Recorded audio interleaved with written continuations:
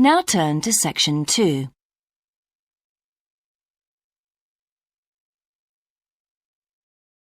Section 2.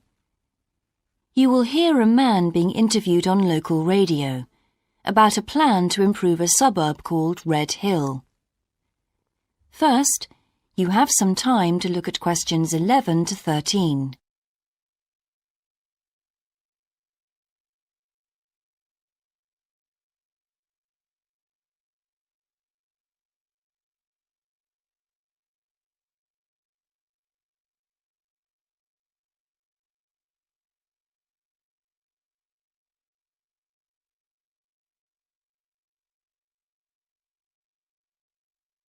Now listen carefully and answer questions 11 to 13. Good morning and welcome again to Your City Today. With me today is Graham Campbell, a councillor from the City Council. He'll be telling us about the plan to improve the fast-growing suburb of Red Hill. Good morning, Graham, and welcome to the show. Good morning, Carol. Now, Graham, I understand that there has been a lot of community consultation for the new plan. Yes, we've tried to address some of the concerns that local groups told us about. People we've heard from are mainly worried about traffic in the area and in particular the increasing speed of cars near schools. They feel that it's only a matter of time before there's an accident as a lot of children walk to the school. So we're trying to do something about that. Another area of concern is the overhead power lines. These are very old and a lot of people we spoke to asked if something could be done about them. Well, I'm happy to report that the power company have agreed to move the power lines underground at a cost of $800,000. I think that will really improve the look of the area as well as being safer. That's good to know. But will that mean an increase in rates for the local businesses in that area? Well, the power company have agreed to bear the cost of this themselves after a lot of discussion with the council. This is wonderful news, as the council now has some extra funds for us to put into other things like tree planting and artwork. Before you hear the rest of the interview, you have some time to look at questions 14 to 20.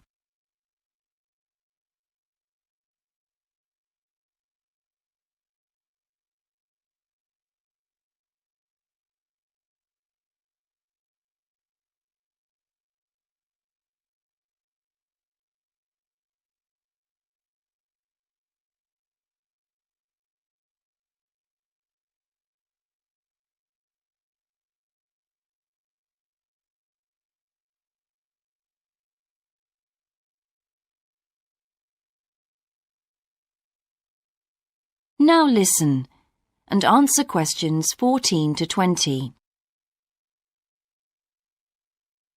Now, we've also put together a map which we've sent out to all the residents in the area. And on the map we've marked the proposed changes. Firstly, we'll plant mature pine trees to provide shelter and shade just to the right of the supermarket in Days Road. In order to address the traffic problems, the pavements on the corner of Carberry and Thomas Street will be widened. This will help to reduce the speed of vehicles entering Thomas Street.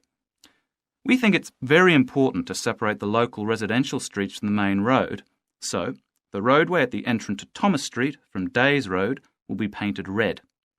This should mark it more clearly and act as a signal for traffic to slow down. One way of making sure that the pedestrians are safe is to increase signage at the intersections. A Keep Clear sign will be erected at the junction of Evelyn Street and Hill Street to enable traffic to exit at all times. Something we're planning to do to help control the flow of traffic in the area is to install traffic lights halfway down Hill Street where it crosses Days Road. Now, we haven't only thought about the cars and traffic, of course. There's also something for the children. We're going to get school children in the area to research a local story, the life of a local sports hero, perhaps. And an artist will incorporate that story into paintings on the wall of a building on the other side of Hill Street from the supermarket. And finally, we've agreed to build a new children's playground, which will be at the other end of Hill Street, close to the intersection with Carberry Street. Wonderful. Now, what's the next stage? Well, The final plan will... That is the end of section 2. You now have half a minute to check your answers.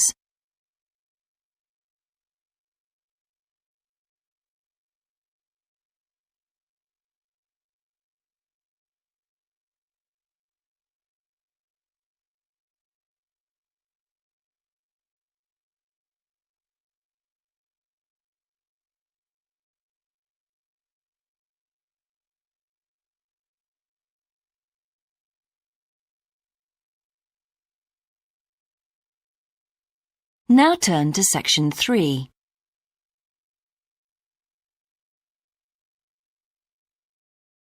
Section 3. You will hear two students called Dan and Jeannie discussing their studies at university. First, you have some time to look at questions 21 to 26.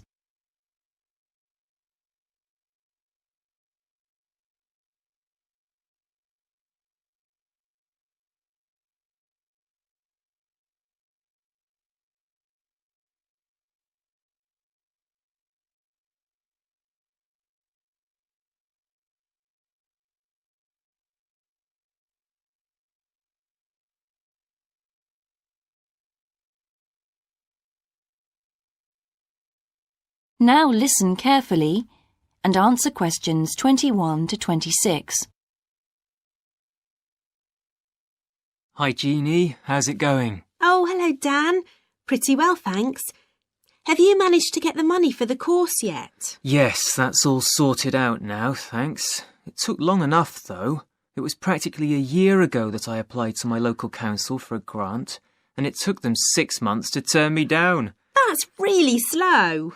And I thought I was eligible for government funding, but it seems I was mistaken.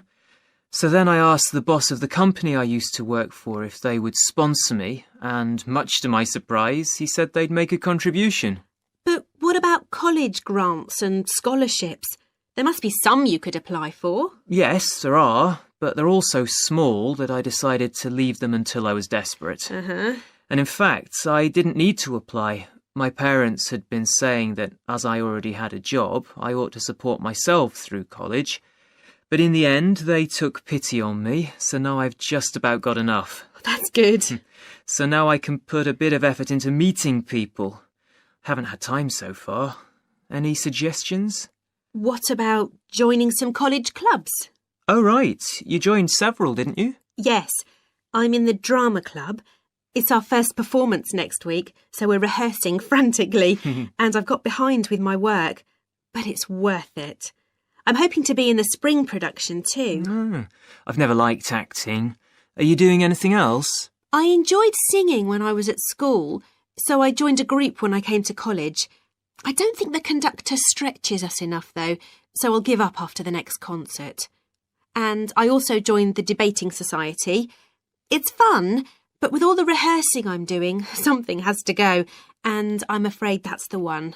Do you do any sports? Yes, I'm in one of the hockey teams. I'm not very good, but I'd really miss it if I stopped. I decided to try tennis when I came to college, and I'm finding it pretty tough going. I'm simply not fit enough. Nor me. I think I'll give that a miss. I'm hoping it'll help me to build up my stamina, but it'll probably be a long haul. Good luck. Thanks. How are you finding the course? I wish we had more seminars. What? I'd have thought we had more than enough already. All those people saying clever things that I could never think of. It's quite interesting, but I wonder if I'm clever enough to be doing this course. I find it helpful to listen to the other people. I like the way we're exploring the subject and working towards getting insight into it. How do you get on with your tutor? I don't think I'm on the same wavelength as mine, so I feel I'm not getting anything out of the tutorials. It would be more productive to read a book instead. Oh, mine's very demanding. She gives me lots of feedback and advice, so I've got much better at writing essays. And she's helping me plan my revision for the end-of-year exams. Do tell me, I always struggle with revision. Before you hear the rest of the discussion, you have some time to look at questions 27 to 30.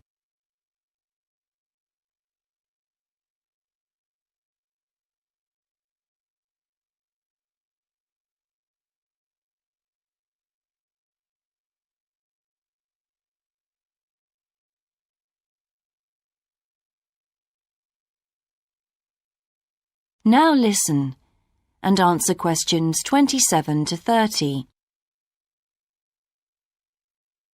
Well, the first thing is to find out exactly what's required in the exams. Would it help to get hold of some past papers? Yes, they'll help to make it clear. Right, I'll do that. Then what? Then you can sort out your revision priorities based on what's most likely to come up. I put these on a card and read them through regularly. Uh-huh. But that isn't enough in itself. You also need a timetable to see how you can fit everything in the time available. Then keep it in front of you while you're studying. I've done that before, but it hasn't helped me. Maybe you need to do something different every day. So if you break down your revision into small tasks and allocate them to specific days, there's more incentive to tackle them.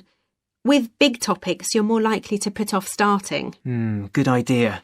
And as I revise each topic, I write a single paragraph about it. Then later I can read it through quickly and it helps fix things in my mind. Oh, that's brilliant. I also write answers to questions for the exam practice. It's hard to make myself do it though. Well, I'll try. Thanks a lot, Jeannie. That's a great help. No problem. See you around. Bye. That is the end of section 3. You now have half a minute to check your answers.